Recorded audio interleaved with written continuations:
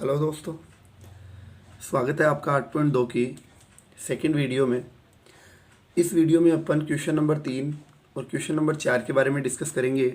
ठीक है, तो देखिए क्वेश्चन नंबर 3 आपको कह रहा है कि यदि टेन ए प्लस बी का वैल्यू कितना है, √3 है, और टेन ए माइनस बी का वैल्यू कितना है, 1/√3 है, और ए प्लस बी मतलब इन दोनों के मान को आप जोड़ते हो तो वो या तो 0 से बड़ा आएगा या 90 डिग्री आएगा या 90 से छोटा आएगा।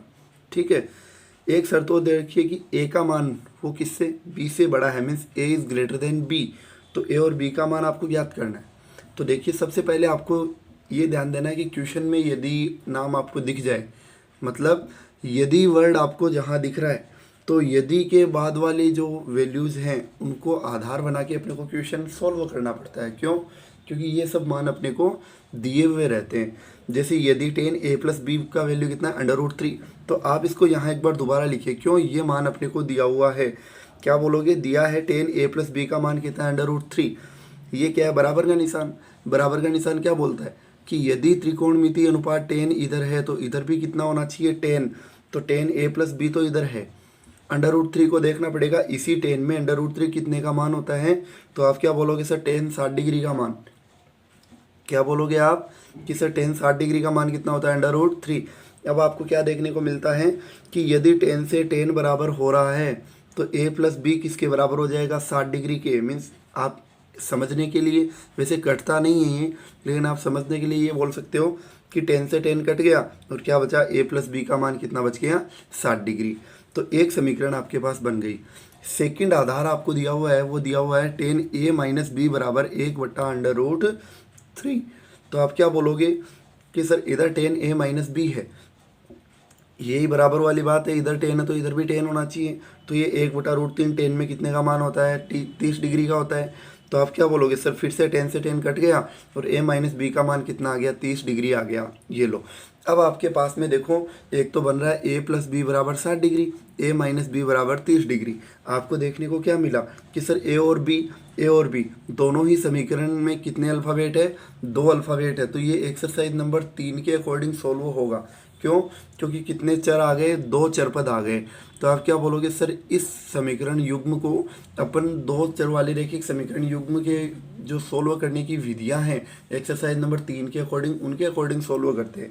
तो आपको पता है उस एक्सरसाइज में अपन इनको सोल्व करने के लिए 3 जो विधियां हैं उनके बारे में डिस्कस करते हैं।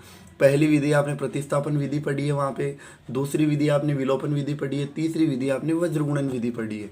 वज्रगुणन विधि इस बार आपके न्यू सिलेबस में कट हो गई है, तो आपके पास 2 ही विधियाँ बचती है। कौन सी? एक तो प्रतिस्थापन विधि और एक विलोपन विधि। सबसे बेस्ट मैं विलोपन विधि को मानता हूँ। विलोपन विधि क्या कहती है कि या तो पहले चेक करो दोनों जो समीकरण है उसमें कोई भी एक अल्फ़ाबेट है वो कंप्लीट बराबर होना चाहिए। जैसे संख्या भी बराबर होनी चाहिए उसके पास की, और अल्फ़ाबेट भी बराबर होना चाहिए। जैसे मैं कहूँ ये ए है, देखो कंप्लीट बराबर होने का मतलब है चिन्हात्मक और संख्यात्मक दोनों। इसमें ए के पास 1 है, इसमें भी ए के पास 1 है, इसमें ए के पास प्लस है, इसके पास भी प्लस है। लेकिन देखो बी 1 है, बी 1 है, लेकिन बी प्लस है और बी माइनस है। ये संख्यात्मक बराबर नहीं है बी वाले, जबकि बी वाले संख्यात्मक बराबर है लेकिन चिन्हात्मक बराबर नहीं है। लेकिन ए वाले क्या हैं, वो चिन्हात्मक भी बराबर है और संख्यात्मक भी बराबर है। जब चिन्हात्मक और संख्यात्मक दोनों बराबर होते हैं तब आप क्या करते हो, उनको डायरेक्ट घटा लेते हो। आप इसको जोड़ भी सकते हो। विलोपन विधि का हल करने का मतलब है, विलोपन विधि से हल करने का मतलब है कि उसमें एक अल्फ़ाबेट को विलोपित करना। विलोपित करने का मतलब उसको कंप्लीट हटाना। देखो जैसे आपको अभी मैंने कहा कि दोनों के चिन्ह बराबर हैं तो उसको घटा लेते हैं, लेकिन ध्यान रखो जब संख्या बराबर हो और चिन्ह अलग अलग हो तो उनको आप जोड़ दिया करो। ठीक है, देखो जैसे b प्लस का है, b माइनस का है, तो इस स्थिति में आप जोड़ भी सकते हो। मैं इसको घटाने वाले तरीके से कर रहा हूँ। ठीक है, तो मैंने क्या कहा, समीकरण 1 व 2 को हम घटा लेंगे। जैसे ही घटाएंगे तो दोनों समीकरण को एक दूसरे के ऊपर नीचे लिख दिया। ठीक है, घटाने का मतलब है नीचे वाली समीकरण के चिन्ह चेंज करना। जैसे a प्लस का है माइनस का हो जाएगा, b माइनस का है प्लस का हो जाएगा, 30 प्लस का था माइनस का हो जाएगा। अब जो आपने दूसरी वाली समीकरण के चिन्ह बदले हैं वो वाले चिन्ह काम में आएंगे, पहले वाले चिन्ह कोई काम में नहीं आएंगे। तो देखो a माइनस का था, a प्लस का है, तो a से a तो कट गया। अब देखो ये b प्लस का है, ये b माइनस का था, अब किसका हो गया, प्लस का, तो इस माइनस पे ध्यान नहीं देंगे, प्लस पे ध्यान देंगे। तो बी प्लस का, एक और एक कितने बी हो गए, 2b। अब 60 प्लस का 30 माइनस का, पहले प्लस का था अब माइनस का हो गया, तो 60 में से 30 गया, कितना बचा, 30। बी का मान बी का मान अपने को चाहिए, तो 2 इधर गुणा हो रहा है, उधर जाएगा भाग लग जाएगा, तो 30 में किसका भाग लगा देंगे, 2 का। तो बी बराबर कितना हो गया, 30/2, और 2 का भाग लगाते ही कितना आ गया, 15 डिग्री। अब एक अल्फ़ाबेट का मान तो आ गया, अब अपने को दोनों अल्फ़ाबेट का मान लाना है, मतलब ए का मान और लाना है। तो आप क्या बोलोगे कि सर इस मान को, जो आपके पास ए का ये बी का मान आया है, इस मान को दोनों समीकरण में किसी भी समीकरण में रख दीजिए, मतलब ऐसी जगह रखिए जहां दोनों अल्फ़ाबेट एक साथ हो। तो आप क्या बोलोगे, सर समीकरण 1 में भी है और समीकरण 2 में भी है, मैं इसको कहाँ रखूँगा, समीकरण 2 में रख देता हूँ, या 1 में भी आप रख सकते हो। मैंने क्या किया, बी का मान समीकरण 2 में रखा, तो ए माइनस बी, समीकरण क्या थी, ए माइनस बी बराबर 30 डिग्री था, तो ए माइनस बी, और बी की जगह कितना रखोगे, 15 डिग्री, तो बी की जगह 15 लिख दिया। अब माइनस का 15 है, ट्रांसफर करते ही किसका हो जाएगा, प्लस का 15, मतलब ए बराबर हो गया 30 डिग्री प्लस 15 डिग्री, और इन दोनों को जोड़ोगे तो कितना आ गया, 45 डिग्री, मतलब ए का मान कितना आ गया, 45, बी का मान कितना आया, 15 डिग्री। ठीक है, ये इसके दोनों आंसर अपने पास आ गए, ए और बी के। एक बार मैं शर्त जो इसमें लागू हो रही है वो बता देता हूँ। पहली शर्त क्या थी कि a प्लस बी जिसका मान 0 डिग्री से बड़ा और 90 डिग्री या 90 डिग्री से छोटा, तो आप खुद बता दो कि a का मान कितना है, a का मान आया अपने पास कितना, 45 डिग्री, ठीक है, प्लस b का मान कितना आया, 15 डिग्री, ये लो, तो 0 डिग्री 45 और 15 कितना हो गया, 60 डिग्री। अब ये 90 से बराबर तो नहीं है, लेकिन 90 से छोटा जरूर है, तो ये एक शर्त इसमें पालन कर गई। ठीक है, बात करते हैं दूसरी शर्त की, तो वो थी ए ग्रेटर देन बी। तो ए का मान कितना आया, 45 डिग्री, बी का मान कितना आया, 15 डिग्री, दोनों में ग्रेटर कौन है, 45। तो ये शर्त भी यहाँ क्या हो रही है, सेटिस्फाई हो रही है। तो आपको वैसे ये काम करके नहीं दिखाना है, आप इसकी संतुष्टि के लिए ये चीज़ करके देख सकते हो। क्वेश्चन नंबर 3 अपना कंप्लीट है। अब अपन क्वेश्चन नंबर 4 के बारे में डिस्कस करते हैं। क्वेश्चन नंबर 4 अपने को कह रहा है कि बताइए कि निम्नलिखित में से कौन कौन सत्य है, असत्य है। ठीक है, कारण सहित अपने उत्तर की पुष्टि कीजिए, मतलब आपको बताना है कि कौन सत्य है कौन असत्य है। तो देखो मैं बात करता हूँ, साइन ए प्लस बी बराबर साइन ए प्लस साइन बी। आप एक चीज़ का ध्यान रखना बेटा, आपके पास में छोटी क्लासों में आपने पढ़ा है कि यदि a बराबर b, ये a ब्रैकेट b प्लस सी हो, तो वो क्या होता है, a गुणा b प्लस a गुणा c।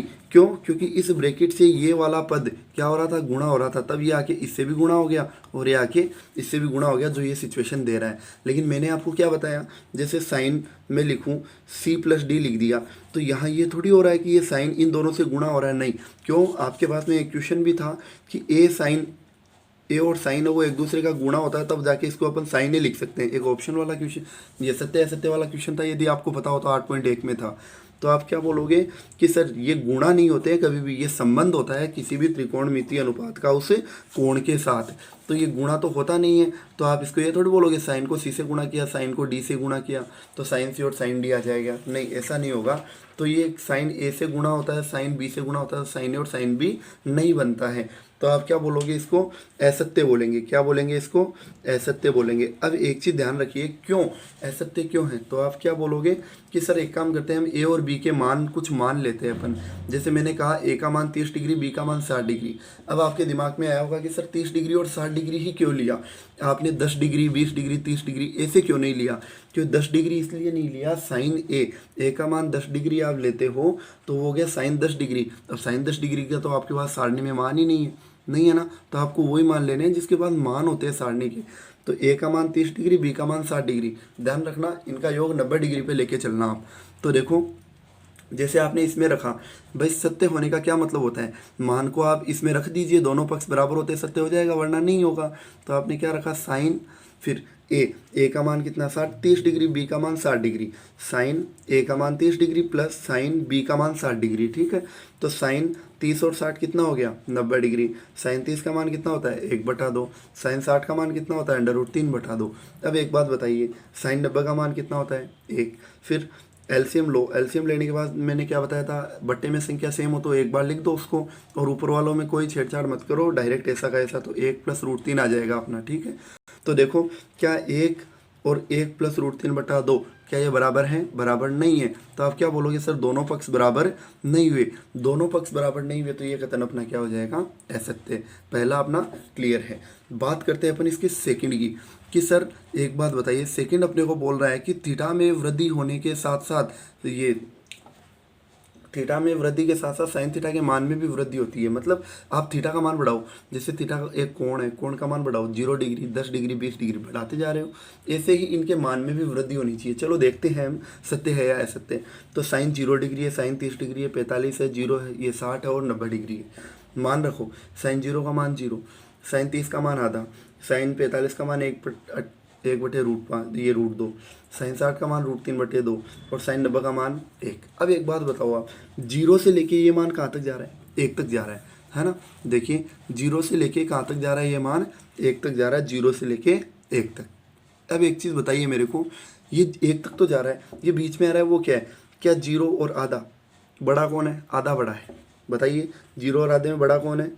आधा बड़ा है।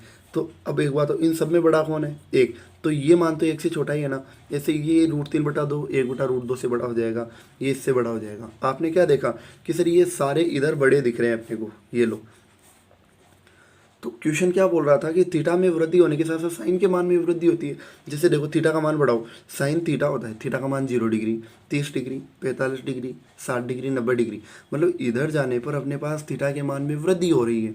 तो मान में देखो, मान में भी इधर आने पे क्या हो रहा है? वृद्धि। मतलब जिधर जैसे इधर जाने पे मान बड़े आ रहे हैं तो इधर आने पे भी मान क्या आ रहे हैं? बड़े आ रहे हैं। तो मतलब आपने क्या देखा कि जैसे जैसे आप थीटा का मान बढ़ा रहे हो वैसे वैसे इसके मान में भी क्या हो रहा है? बढ़ोतरी आपको मिल रही है। तो ये कथन क्या है अपना?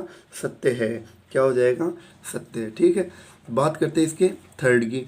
थर्ड क्या बोल रहे हैं कि थीटा में वृद्धि होने के साथ साथ कोस थीटा के मान में भी क्या होती है? वृद्धि होती है। जैसे आपने वही बात है, थीटा में वृद्धि करो, कोस 0, 30, 45, 60, 90, है ना, इनके वृद्धि हो रही है। अब कोस 0 कितना कम पड़ रहा है? 90। साइन को दे देंगे तो साइन 90 का मान कितना हो गया? 1। ऐसे ही कोस 30 कितना कम पड़ रहा है? 60 डिग्री। साइन को दो, साइन 60, साइन 60 √3/2। 45 कितना कम पड़ रहा है? 45 ही कम पड़ रहा है। साइन को दे दो साइन 45 और साइन 45 का मान कितना होता है? 1/√2। कितना है? 60। कम कितना पड़ रहा है? 30 डिग्री। साइन 30, साइन 30 का मान कितना होता है? आधा। कोस 90, 90 ये तो पूरा हो गया, मतलब 0 डिग्री चाहिए। 0 साइन को देंगे तो कितना आएगा मान? 0। अब एक बात बताओ, मान किधर जा रहा है? 1 से लेके 0 तक जा रहा है। मतलब आप इनमें बताओ बड़ा कौन है? 1/2। इनमें बढ़ाओ, देखो 0 से 1 पे आ रहे हो तो मान इधर बड़े दिख रहे हैं अपने को। मतलब ये इधर मामला क्या दिख रहा है अपने को? बड़ा। लेकिन ऊपर कोण में देखो 0 डिग्री, 30 डिग्री, बड़ा कौन है? 30 डिग्री। 45 डिग्री, इनमें बड़ा कौन है? ये। मतलब ये मामला तो उल्टा हो गया कि इधर कोण बढ़ रहे हैं और इधर मान बढ़ रहे हैं। मतलब इधर जाने पे कोण बढ़ रहे हैं, इधर आने पे मान बढ़ रहे हैं। ये तो ऑपोजिट डायरेक्शन हो गई। और ऑपोजिट की स्थिति में ये क्या हो जाएगा? फिर असत्य हो जाएगा। क्या होगा? असत्य हो जाएगा। ठीक है, ये अपना थर्ड हो गया। बात करते हैं इसके फोर्थ की। फोर्थ अपने को क्या बोल रहे हैं कि थीटा के सभी मानों पर साइन थीटा बराबर कोस थीटा ये बराबर होते हैं दोनों, मतलब सभी मान पे। आप एक बात बताओ, यदि आप इसमें थीटा का मान कितना लेते हो, जैसे मैं कहूँ कि मैंने थीटा का मान कितना ले लिया? 45 डिग्री, तो आप क्या बोलोगे कि सर साइन 45 बराबर कोस 45। ठीक है, साइन 45 का मान 1/√2, कोस का भी मान 1/√2। मतलब ये बराबर होते हैं किस पे? 45 डिग्री पे दोनों मान बराबर हैं। लेकिन क्वेश्चन क्या बोल रहा है कि सभी मानों पे 45 पे तो मान बराबर हो रहा है। सभी छोड़ो, मैं ये कहता हूँ कि 30 थीटा का मान मैंने 30 डिग्री ले लिया, तो लेके देखो साइन थीटा का मान 30 डिग्री, कोस थीटा का मान 30 डिग्री, साइन 30 का मान 1/2, कोस 30 का मान 30, 60 हो जाएगा। साइन 60, साइन 60 होता है √3/2। क्या बराबर आया? नहीं आया। मतलब सभी मान पे ये बराबर नहीं होता, कुछ मान पे बराबर होता है, जो कितना है? 45 डिग्री है ओनली फॉर। ठीक है, तो ये क्या हो जाएगा फिर? असत्य। असत्य क्यों हुआ? क्योंकि ये सभी मानों पे बराबर नहीं है। अब जैसे मैं बात करूँ पाँचवें की, पांचवा क्या बोल रहा है? ए बराबर 0 डिग्री पर कोट ए परिभाषित नहीं है, मतलब अपरिभाषित है, इसका मान अनंत आता है। चलो मैं देखता हूँ कि जैसे मैंने ए का मान 0 रखा तो कोट 0 डिग्री हो गया, और कोट 0 का मान कितना आता है? अनंत आता है, अपरिभाषित आता है। ठीक है, यदि आप इसको ऐसे नहीं करना चाहते हो तो पहले तो ये बताओ, ये क्या बोल रहा था कि ए बराबर 0 पर ये परिभाषित नहीं है, अपरिभाषित है। बिल्कुल है, तो ये क्या हो जाएगा? सत्य हो जाएगा। आप इसको ऐसे भी कर सकते हो कि आपके पास में जैसे मैं कहूँ कोट थीटा है, कोट ए है तो क्या होता है कोस ए बटे साइन ए। ठीक है, आपने क्या किया, ए बराबर 0 डिग्री लिया, लो कोट ए का मान 0 डिग्री, कोस ए का मान 0 डिग्री और साइन ए का मान 0 डिग्री। ये तो कोट 0 डिग्री है। कोस 0 का मान कितना होता है 1, साइन 0 का कितना होता है 0, 1/0 क्या होता है बताया था आपको अपरिभाषित, तो ये क्या हो जाएगा अपरिभाषित। तो आप ऐसे भी इसको कर सकते हो। ठीक है, तो इस स्थिति में क्या आ रहा है अपरिभाषित आ रहा है, मतलब ये कथन अपना क्या था सत्य था। अब अपना क्वेश्चन नंबर 4 कंप्लीट हो गया है। एक्सरसाइज नंबर 8.2 भी अपनी कंप्लीट हो गई है। अब अपन एक्सरसाइज नंबर 8.3 की जगह 8.4 स्टार्ट करेंगे नेक्स्ट वीडियो में। क्यों, क्योंकि 8.3 जो है वो आपके पूरक कोणों पे आधारित है। पूरक कोण मतलब दो कोणों का योग 90 डिग्री पे आधारित है। ठीक है, जो आपके इस बार सिलेबस में हट गई है, तो अपन 8.3 तो करेंगे नहीं, अपन किसको करेंगे 8.4 को करेंगे। ठीक है, वीडियो के लास्ट तक बने रहने के लिए आप सभी का धन्यवाद। कौन से क्वेश्चन में आपके डाउट हैं कमेंट सेक्शन में ज़रूर बताएं। ठीक है, नेक्स्ट वीडियो में अपन 8.4 के बारे में डिस्कस करेंगे। 8.2 का कंप्लीट सॉल्यूशन अपना यहाँ हो गया है। ठीक है, थैंक यू। वीडियो को लाइक नहीं किया लाइक कीजिए, चैनल को अपने को सब्सक्राइब नहीं किया है तो प्लीज़ सब्सक्राइब कीजिए और बेल आइकन ज़रूर प्रेस कीजिए।